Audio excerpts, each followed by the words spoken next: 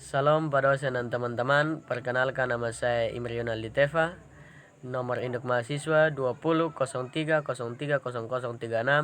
kelas A, program studi sosiologi. Pada kesempatan kali ini saya akan mereview buku pertama dari tugas teori sosiologis modern. Yang pertama memulai dari pengantar Kamperdijk untuk Michael Foucault.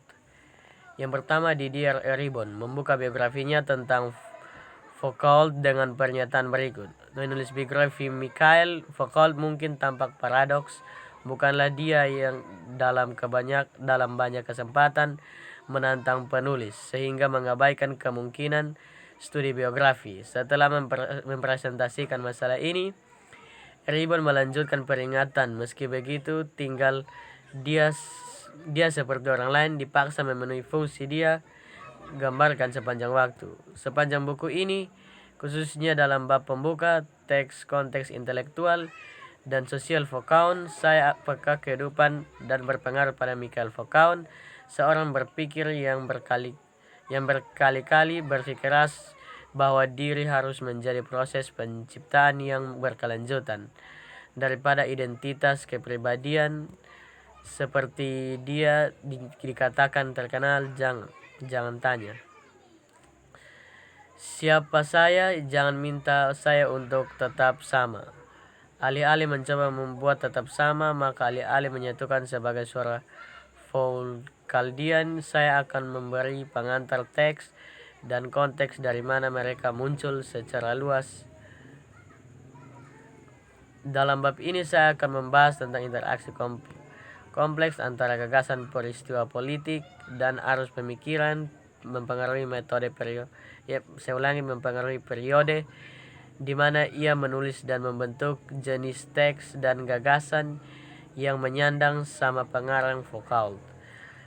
Di sini dan di bab-bab selanjutnya saya juga akan membahas berbagai persepsi Michael Foucault sebagai tokoh publik dan kesulitan mendamaikan Foucault. Tindakan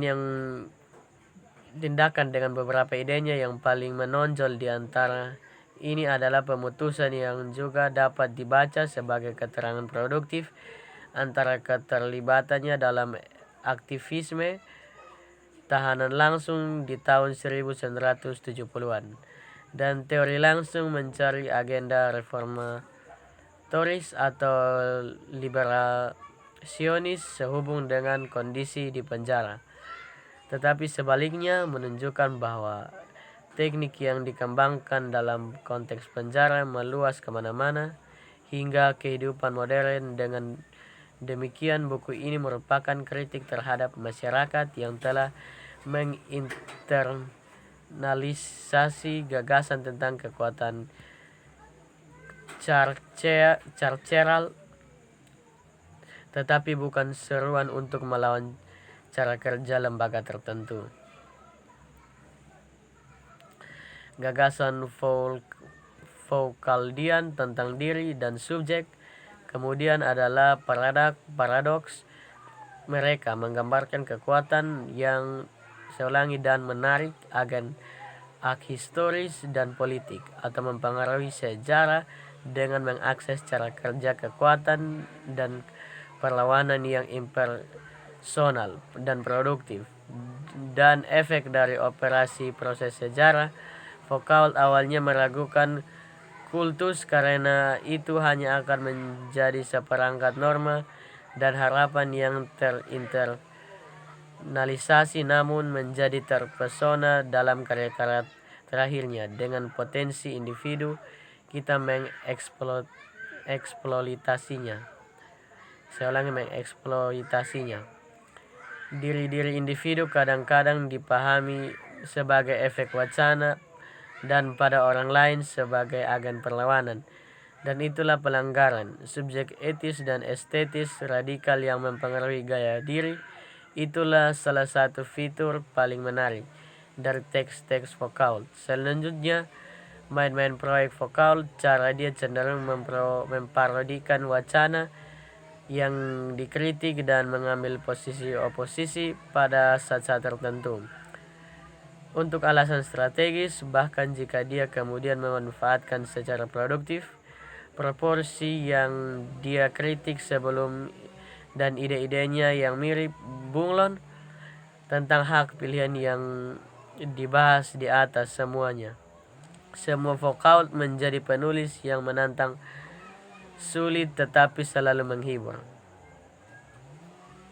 Konteks intelektual dengan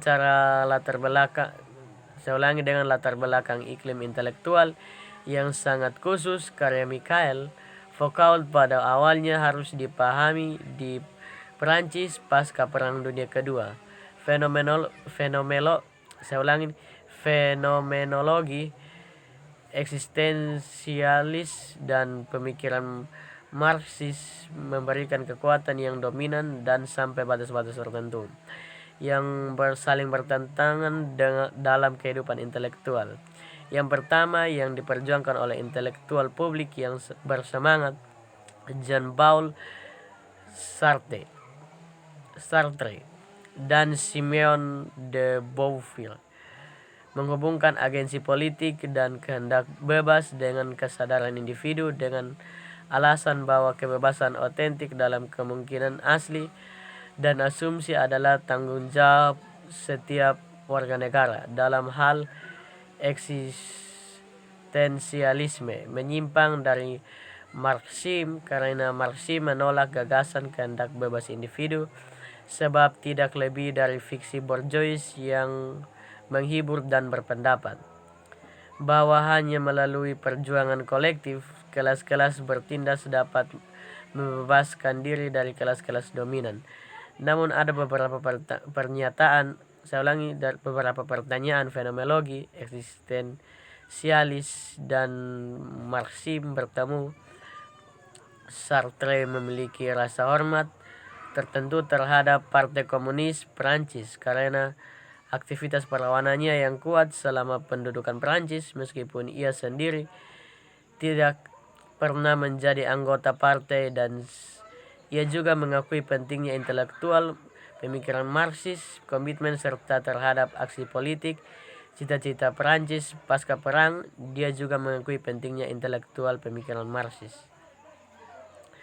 Untuk memahami hubungan Foucault dengan Marxisme, pembaca pertama harus menyadari bahwa Marxisme intelektual politik komunis sangat berbeda di Perancis pada tahun 1750-an dan 1760-an, di mana Marxisme intelektual memiliki reputasi sebagai radikal dan progresif karena menolak filsafat kesadaran yang dianggap bourgeois. Partai Komunis Perancis atau PCF tampaknya banyak menjadi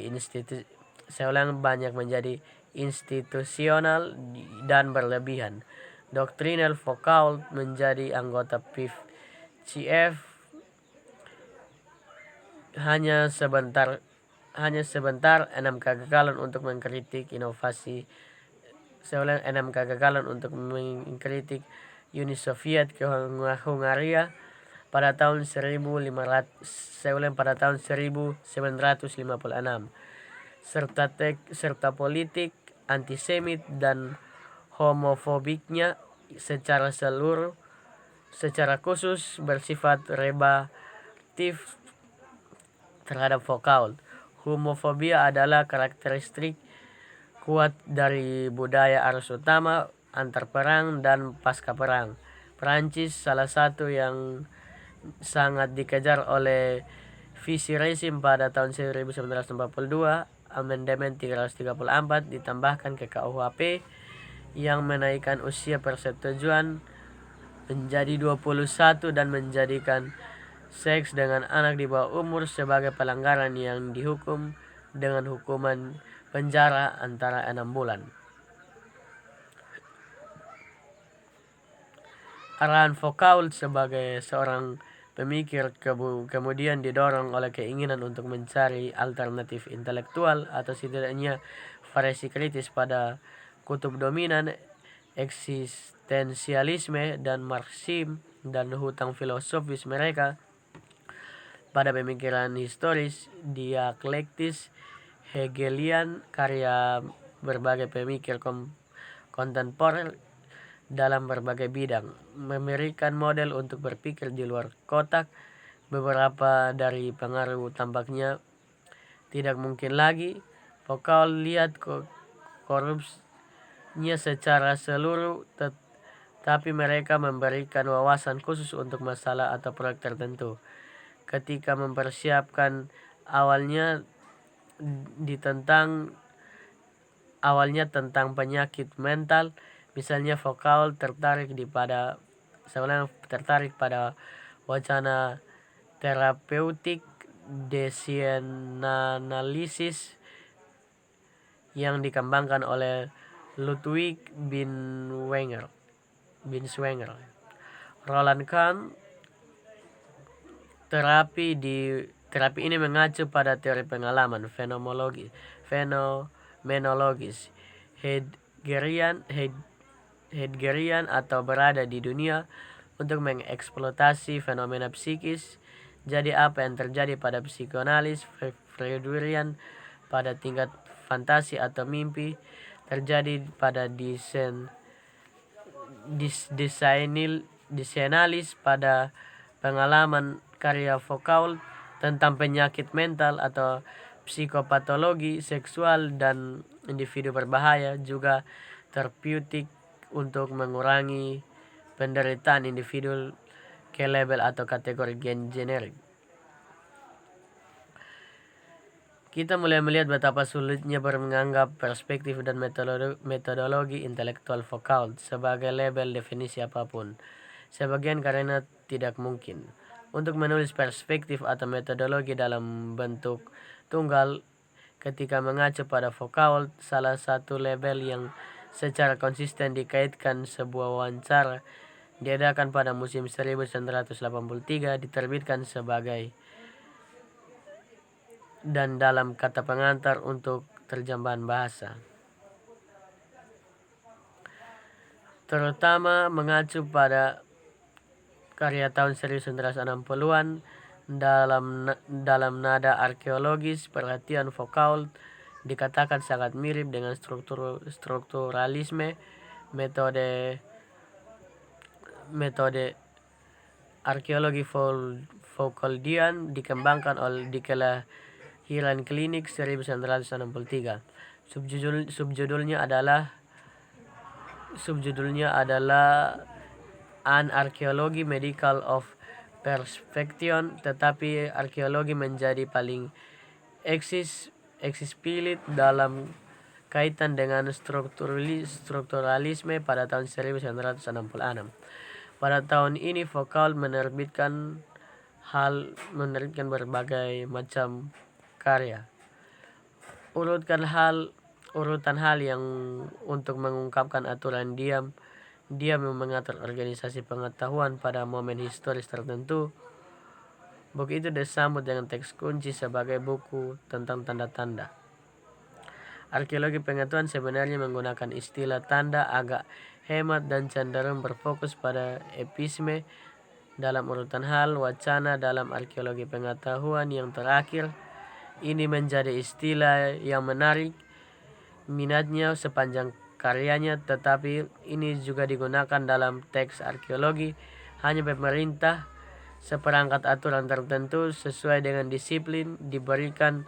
Apa yang kurang dari penggunaan awal. Konsep wacana ini adalah gagasan kekuasaan yang dibentuk sepenuhnya dengan cara di mana formasi-formasi diskursif secara erat terlibat dengan lembaga-lembaga dan situasi politik. Sekian presentasi dari saya. Mohon maaf jika ada kata-kata yang salah. Terima kasih. Tuhan Yesus memberkati. Salam.